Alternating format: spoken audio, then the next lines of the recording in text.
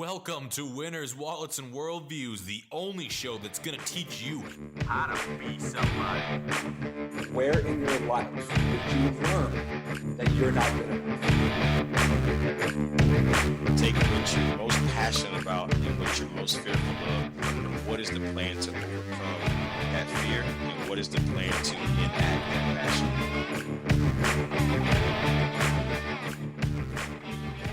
What's going on, folks? Welcome to Winners, Wallets, and Worldviews. I am AJ Armstrong, your host, where we talk entrepreneurship, worldviews, life, motivation, all the things, really the essentials. Those are really the essentials if you're looking at it. But I want to talk to something a little bit interesting today. So, I bring on different guests and we all talk about different worldviews, and we've heard lots of different, and a worldview is really something that answers several different questions, right? A worldview is something that answers origin, meaning, morality, and destiny.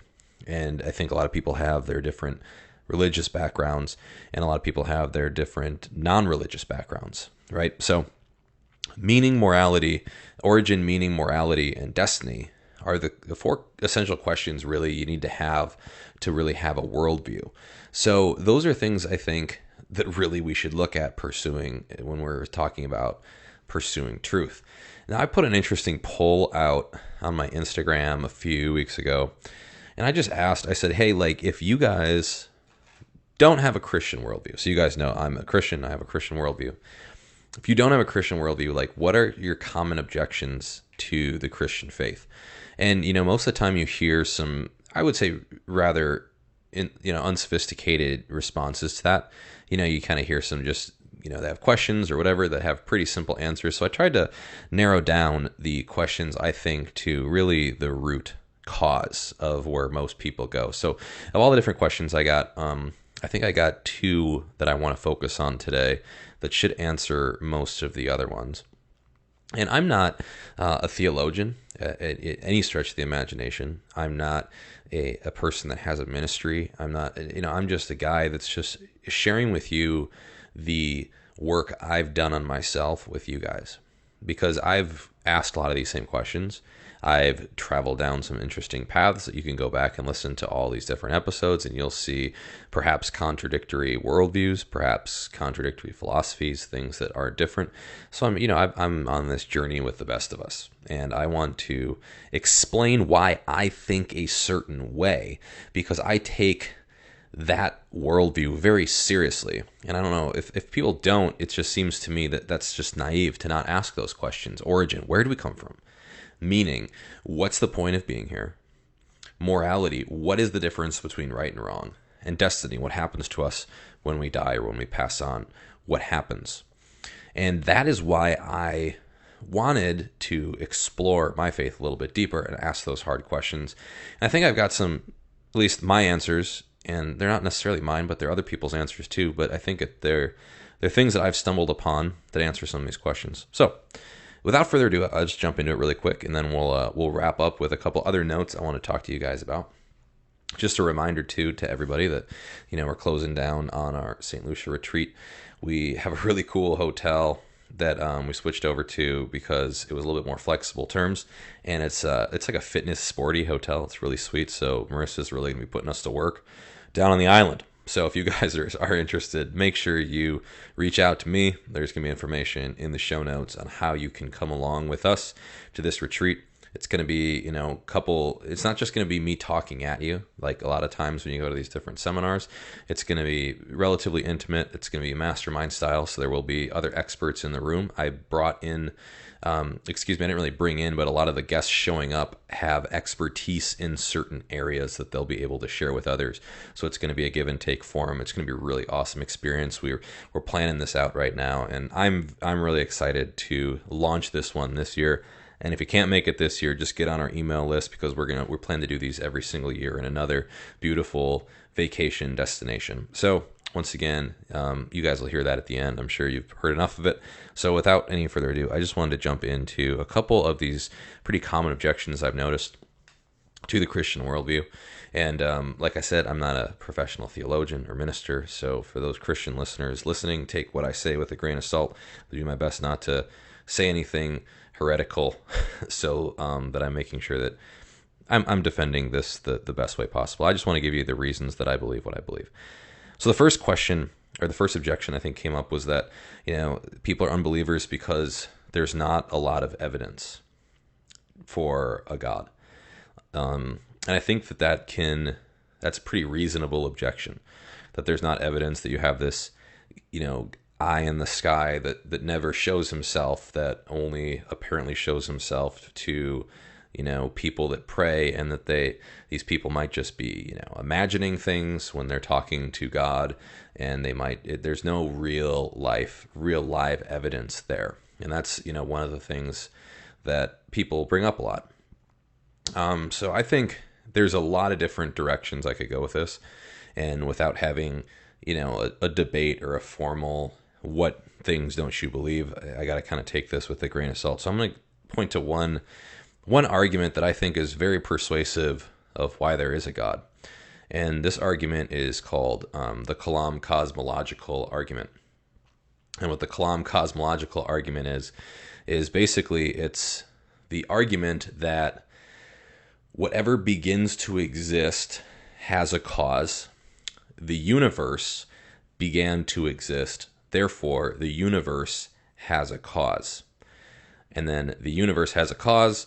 If the universe has a cause, then an uncaused personal creator of the universe, who sans the universe, is beginningless, changeless, immaterial, timeless, spaceless, and enormously powerful. Therefore, an uncaused personal creator of the universe exists, who sans the universe, is beginningless, changeless, immaterial, timeless, spaceless, and infinitely powerful.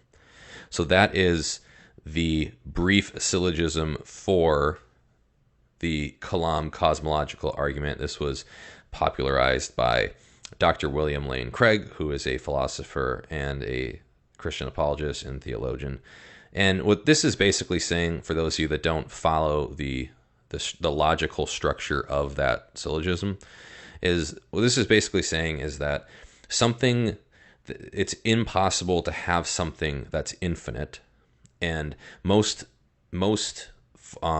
physicists and scientists agreed that was virtually impossible with the physics that they knew, which is why they came up with the Big Bang theory, which is basically that the universe had to come into existence based on a finite amount of energy that we have, and the laws of thermodynamics that say that energy is continuously declining throughout time. Basically, everything is decaying, which points all the physicists in the direction that the universe came into existence. That was given to us primarily by a secular group of scientists and atheists, is that the Big Bang is what was the cause of the universe. What's interesting is that, it's comes back to that schoolboy argument that Christians typically say, well, what created the Big Bang? And this is a much more robust statement that Dr. Craig has argued on dozens of different platforms, that this is with physicists, atheists of all different kinds, to lay out this type of argument. And I can't go into detail with it, so I apologize if this is sounding like an appeal to authority, but this is the logic that it breaks down. It's that if the universe did come into existence when there was no time, there was no material, there was no thing, whatever created the universe had to be changeless, immaterial, timeless, spaceless, and enormously powerful. In this case, personal. And the reason he discusses it's personal is because it made a decision. It chose. It was making choices to make this happen. So if you want to research this deeper, this is very interesting. And a lot of people have found this very persuasive in the form of why they think that there is a God. There's at least some type of creator. I'm just going to read you a quick quote from Dr. Craig that talks about this, and it says, "Transcending the entire universe, there exists a cause which brought the universe into being. Our whole universe was caused to exist by something beyond it and greater than it. For it is no secret that one of the most important conceptions of what theists mean by God is a creator of heaven and earth." So Einstein was actually, I believe, a deist. And I believe he was a deist, so he believed that there was some type of intelligent design. I don't know if he necessarily believes in the teachings of the Bible, but he believes that there was some type of supernatural creation of the universe of God. And this is, Einstein was one of the people that contributed towards the Big Bang Theory and in modern physics, which is what most atheist scientists believe in. So that's kind of the first objection I would have to someone that says that there is no God, is that I think there's very convincing physics, or if there's very convincing evidence that there was some kind of being that put the world into existence. So I think at least if you understand the Kalam cosmological argument and you buy into that concept, okay, now you've gone from atheist to theist. And this is where the next question that kept coming up, because a lot of my listeners, I think, maybe were born into the Christian faith, or they believe something, or they believe in spirituality, or they believe that they're spiritual. They wouldn't label themselves as religious, that they think all of the religions have some kind of truth to them, and so on and so forth. And I think that there is a lot of literature that we can go into to talk about that. And like I said, I've read a lot of this stuff. I will give you 2 quick resources if you want to, if you're like, yeah, if you're one of those people that says, like, yeah, I think there's a lot of different religions and they all kind of make sense and they all have their own moral code. And it's like, it's really a blend of all of them. And that's what I would label as really the New Age spirituality movement. It's where, and for lack of a better word, I think to just put a quick critique to people that, they might believe in Reiki, or they might believe in astrology, or they might believe in some aspects of Buddhism or pantheism, but they believe that there might be a God. They believe Jesus was, some spiritual healer, and they're all good dudes. They're all good people. These were all these religions have some common ground. Joe Dispenza talks about how it's all energy and it's all this, and then you add in quantum theory, and then you have the psychology, the Jung, the Carl Jung, and it's this big conglomerate of all of these big thinkers, religions, and others coming together into some type of narrative. That's really what the New Age spirituality movement is. And I have a couple issues with, I'd have more than a couple issues with that movement in general, because number one, a lot of people that identify as spiritual or New Age spirituality or whatever, they don't probably label themselves that way. They just say, well, I'm spiritual, I believe in the vibration, there's all that kind of stuff that people do. What they're really doing is there's no systematic narrative, which is why I think it's attractive. They're like, oh yeah, this isn't exclusive. Anybody can just kind of believe whatever they want. And the issue that is philosophically is that truth is exclusive.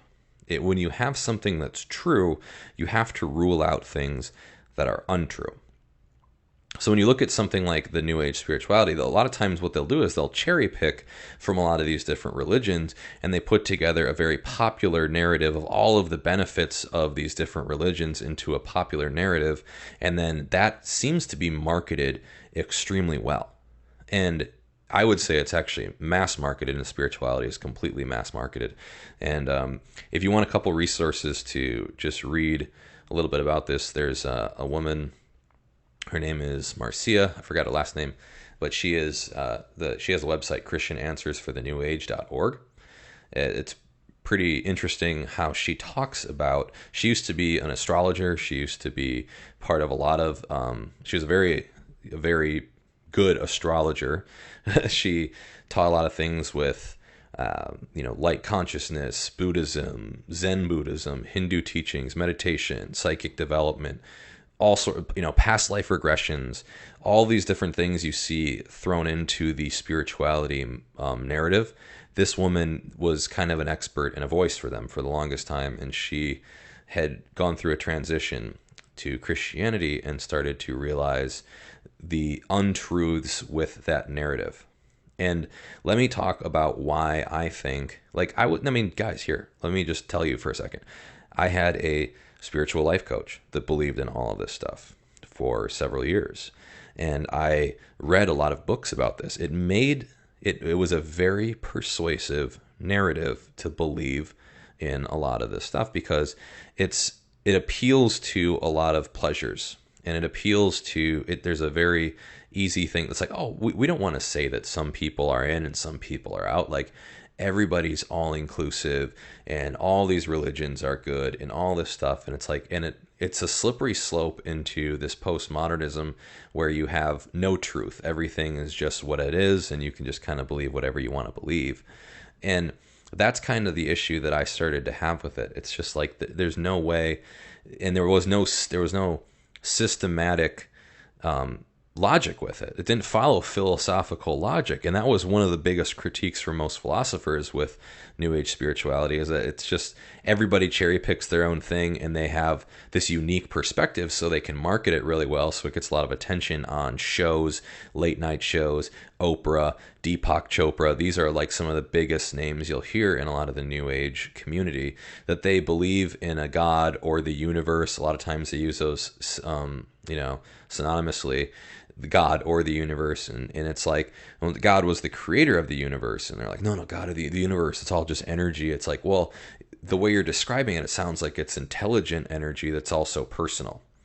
And if it's intelligent energy that's also personal, it's guided by something that's making a choice, which sounds like a God to me, which means that something had to create that energy and those choices. That's a lot of times it's almost describing what Christians would describe as the Holy Spirit. And it's not to say that that's what I believe, but I'm just saying this is something that I thought was very persuasive, and I explored it for some time, and it just never made sense. And I'll tell you why. The reason it didn't make sense is because let's look at the Christian worldview for a second. And in the Christian worldview, I would say, like I said, there's lots of things I can pick apart with New Age spirituality and the beliefs of all those. And if you don't want to listen to this, it's fine. But I mean, you got to we're trying to pursue truth here on this show. That's what this is about. It's finding the right answer, because there are right answers. And if you don't believe in truth, and it's just follow your truth, do what you want to do, you might as well become a God. And that's what you're basically trying to do when you're rejecting a lot of this. You're like, I don't want to live by those rules. I want to live by the rules I want to live by. And that's okay. My God would let me do that. It's just like, well, what evidence is there that your God would let you do that? That's the question, because we just went back to the biggest objection, is that there's no evidence. Now, there is evidence that God would want you to live a certain way, and I'm going to talk about that with the Christian worldview right here. So in the Christian worldview, Jesus Christ died, and his body was resurrected from the dead 3 days later. And he appeared to people, and when he appeared to these people, they were so compelled to tell other people that his 12 disciples, in fact, and some of the apostles also died, completely taking this to the grave with them, that they saw Jesus Christ. Now, what I'm getting at is that my argument, number one, is that there's the Kalam cosmological argument. There was a creator that brought the world into existence. Number two, there was a man that lived by the name of Jesus Christ. Every historian in the world believes that Jesus Christ was a man that lived. And most people, most scholars believe that Jesus Christ was crucified. In fact, the Muslim religion does not believe that Jesus Christ was even crucified. Almost every scholar believes it. You know why? Because this is very, very, very well documented in the Gospels, among other letters. You guys think, well, the Gospels is the Bible. It's just the Bible. Let me tell you what the Gospels were. The Gospels were written by 4 different authors at different times about the same guy that had a very similar story about this guy. That's almost unheard of. And especially 2,000 years ago, it was very difficult to keep a narrative like that straight if you were trying to live across the country or all over the place. There's very compelling evidence that the Gospels are some of the most backed up, articulated, and accurate and reliable sources to describe the things that happened in Jesus Christ's life. And they're also dated very closely to when he died. So these are some reasons that you first have to believe Jesus was a man who lived. Jesus, most of these new age believers or spiritual people will say, yeah, Jesus lived, he was a moral teacher. I think a lot of the things Jesus said were great, and I think we should live that way because Jesus talked a lot about love, talked about a lot about loving your neighbor as you love yourself, loving your enemies, right? So these are the things that are very attractive to people, to the love wins. Now, the thing that Jesus also said that people forget is that I am the way, the truth, and the life. No one shall get to the Father but through me. I am the way, the truth, and the life. No one shall get to the Father but through me. That's one of the things Jesus said. So now, if you're going to say, hey, he's a great moral teacher, well, what do we do about that statement? Do we just say, I don't know, he was a little crazy sometimes? So that would be your only out then. If you're saying, well, he was a great moral teacher, in fact, a radical philosophy of the time. This was before this was around the same time of Stoicism, where Stoicism was primarily about wisdom. There was nothing about the idea of love, a radical amount of love for people. So people say, oh, wow, that's a really attractive viewpoint. But he also says, I am the way. And that means he's making a radically exclusive statement saying that you have to follow him and he is truth. Therefore, if you're saying he's a great moral teacher, you also have to take that into account, saying like, well, he said these things. Now, all that aside, he went on the cross, he died. 3 days later, his body was gone. And we have a lot of this is documented in the Gospels, and there's compelling evidence because back then 3 women were the ones that discovered Jesus' body. This was written and documented in all the Gospels. Now, 3 women couldn't even testify in court back in the day because women didn't have because they didn't believe that women were reliable sources enough to be witnesses in court at that time, in that culture, ancient Near East. That's what they believed. So it would actually be if somebody's fabricating this story, it would be a terrible idea to fabricate it with women that discover that the body's not there. They would say that men discovered the body wasn't there. And then Jesus appeared to several of the disciples. Now you might say, well, how do we know that he appeared to several of the disciples? It's like, well, we don't necessarily know that he appeared to several of the disciples. But what we do know is that all of them died believing they saw him. All of them died believing that they saw him. That is a very interesting piece of information. So we know Jesus was a man. We know he was a great moral teacher. We know that he made radical statements about himself, saying that he was the Messiah and that he was truth, excluding anything that he didn't say as untruth. Okay? Then he dies, and most people believe he rose from the dead because all the people who saw him after he died literally took it to the grave with him, were stoned, crucified upside down, burned at the stake, beheaded. They went through with that to defend that they believed that Jesus actually rose from the dead and they saw him in the flesh. So that's pretty compelling evidence to me. And I'm telling you, guys, I'm just scratching the surface on this. That's pretty compelling evidence to me that what happened, that Jesus did actually rise from the dead. Now, let's say you're with me this far. You say, okay, I believe there's a Kalam cosmological argument that God created the heavens and the earth, and that Jesus Christ was a man. The man existed. He was a great moral teacher. He declared that he was truth and the Messiah. He died and rose from the dead. The fact that he rose from the dead means who else could rise this man from the dead other than the all-powerful creator of the universe? Because we've never seen someone rise from the dead with their body gone after they've been murdered, completely, gruesomely murdered. Now, that means that if this God of the universe rose this guy from the dead, it means that whatever this guy said is true. And if this guy said what he said in his teachings, in his sermons is true, therefore, this guy is who I'm going to follow, and his words are true. That's why truth is exclusive. Because all of the other religions don't point to Jesus as the Messiah and as truth. a lot of religions have other common morals that are common with Christians, right? There's lots of religions that believe in aspects of Christianity that they share, different type of moral beliefs. But Christianity is the only one that says everything you need to follow Jesus because everything that Jesus said is truth. Right?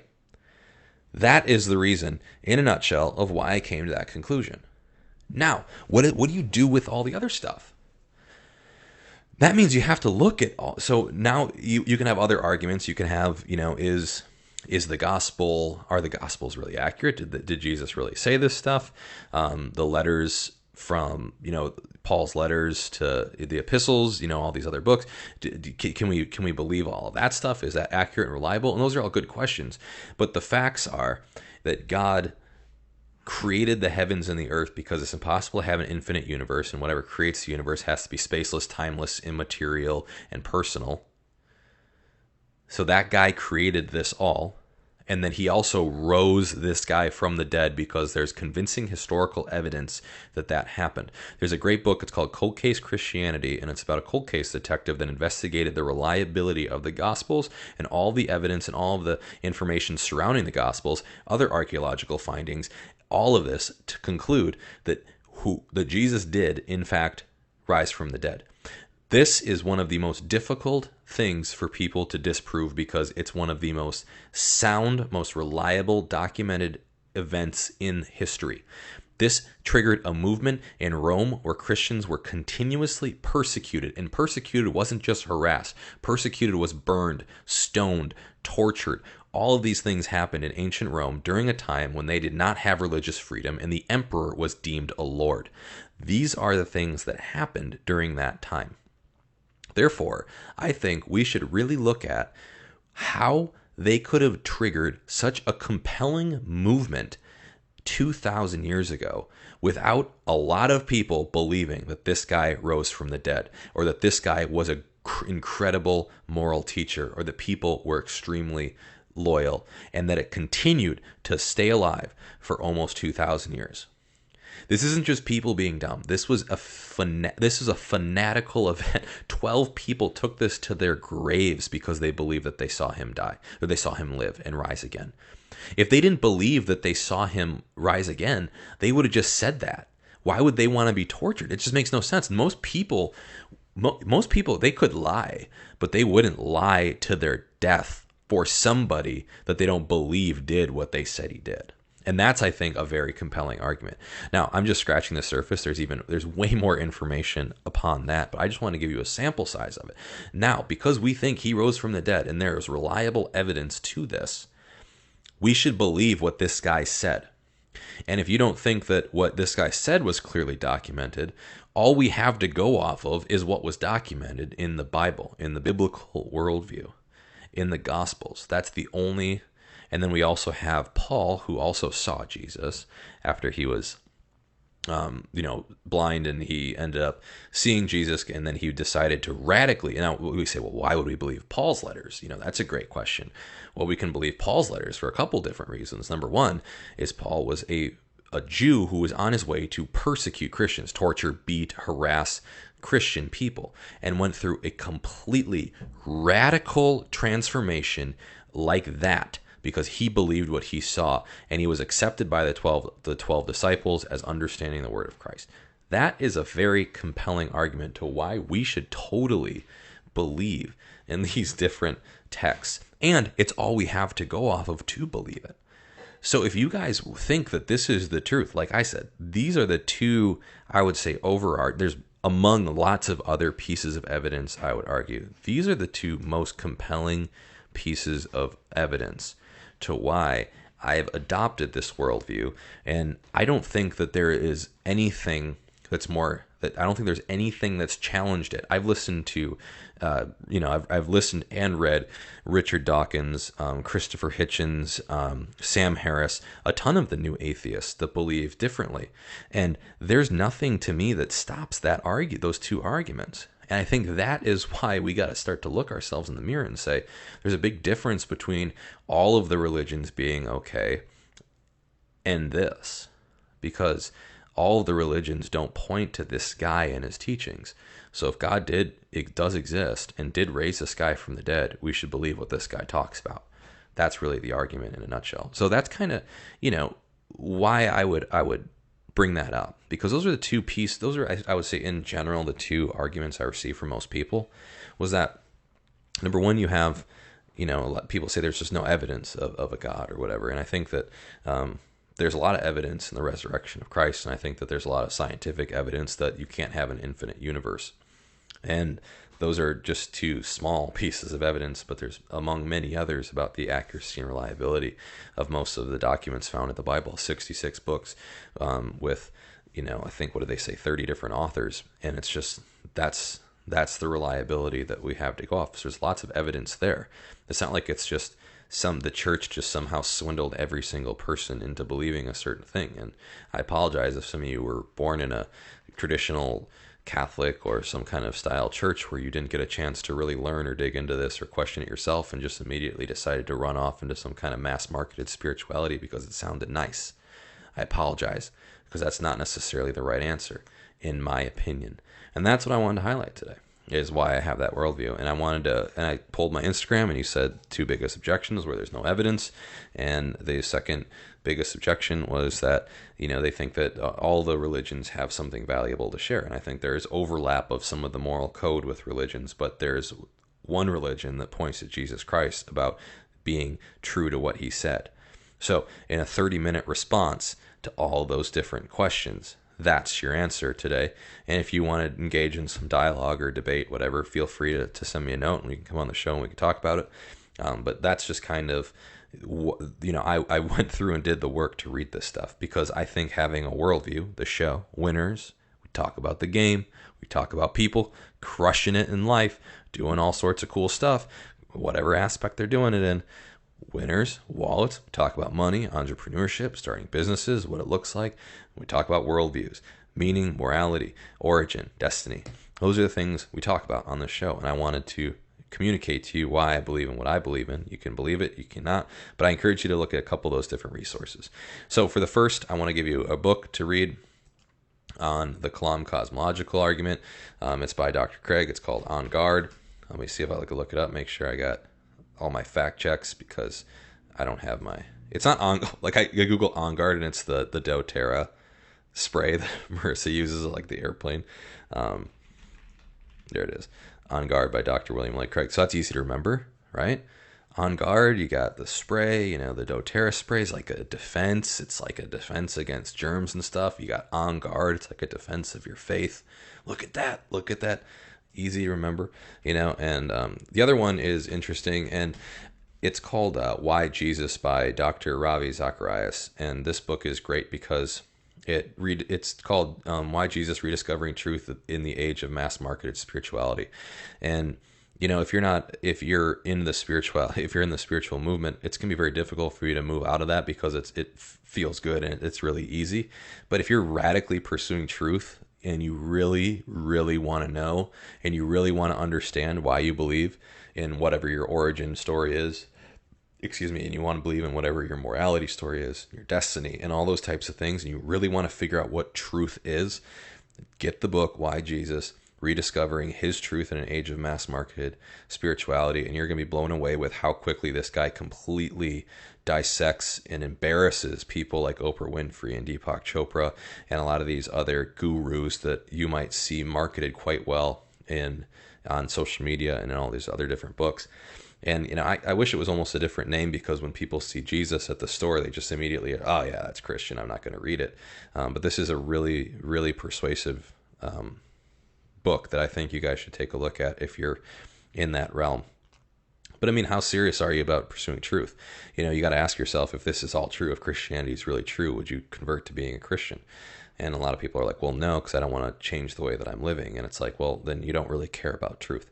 Like, you should be willing to change radically what you do every single day in the pursuit of what you believe it to be true. So I would just say that if you are serious, if you guys are really truth seekers and you're on blazing a trail towards truth, and you're going to change your behaviors, your habits, your styles, your techniques, your life radically and quickly to get to that truth. So that's the theme today. It's like, how do you want to figure out what that truth looks like? So when you hear people say, follow your truth, I mean, yeah, you can follow your truth, but it may not be the truth, right? So you can follow your truth. You're just going to be not necessarily right. That's really it. Truth, by definition, is exclusive. So you got to understand that. If you want to follow truth and radically pursue truth, I would encourage you to check these books out, document things, agree or disagree with parts, follow the authors, read some of the stuff about them, see if it's convincing, see if it follows a formula, and don't just go with what feels good. Go with what you think is true. Don't go with what feels good. Go with what you think is true. That's a huge difference. So many people just go with what feels good or what is a good story. And it's like, that's getting in your way. You're not going to ever be able to find truth that way. Why do you want to pursue truth? Well, I would want to know what the real answer is sometime before I die. I want to know where I came from. I want to know what right and wrong really look like so I can live a positive, meaningful life. I want to know what the meaning of being here is. I want to know what happens to me when I die. Those are things I really care about and what I really want to know. And if you don't care and you're just like in the hustle and it's like, just whatever happens, happens. It's like, well, that kind of sucks because you might be missing out on something that's extremely beautiful at the end of all this. Or you might be missing out on something that makes this way more pleasant to go through. And you might be missing out on a way better, more abundant, more fulfilled, more meaningful experience because you're missing out on the truth. So that's some of my thoughts today on Winners, Wallets, and Worldviews. A little worldview podcast today. Didn't talk about money because we talked with Brian last time on real estate. So I got you guys your wallets and your winners because Brian's the man. But, this is a worldview show, and I wanted to give you guys a little example of why I believe what I believe. And like I said, this isn't just chopped liver. I actually take this stuff very seriously. I read this stuff regularly. I listen to lectures, podcasts all the time. Like, I don't really listen to most of my podcasts on iTunes. I listen to a lot of my podcasts on YouTube, and I have YouTube Premium. So you can actually shut off your phone and keep it playing in the background. So it's just kind of like a podcast. And I will listen to college lectures, college debates. I will listen to theological debates with atheist scholars and Christian scholars and philosophers. I will listen to that stuff all the time when I'm working out or when I'm chilling or when I'm traveling. That's like what I'm listening to. And I like that because YouTube is just a complete open source to all that information, and you can get most of the podcasts you want to listen to on YouTube anyway. So that's just something I recommend to you guys. I practically have a master's degree in philosophy. I feel like from listening to all these damn philosophers just all the time on their lectures and talking to their students. All this stuff's free. It's out there on YouTube. You don't get any credentials or a degree per se, but at least you get to sit in on all these different lectures and learn all this stuff. And it's just completely fascinating. And you get to read all the books of these different scholars and academics. And I just think it's a great way to expand your worldview and start to chase what you think is true. So for you truth seekers out there, this was what I think.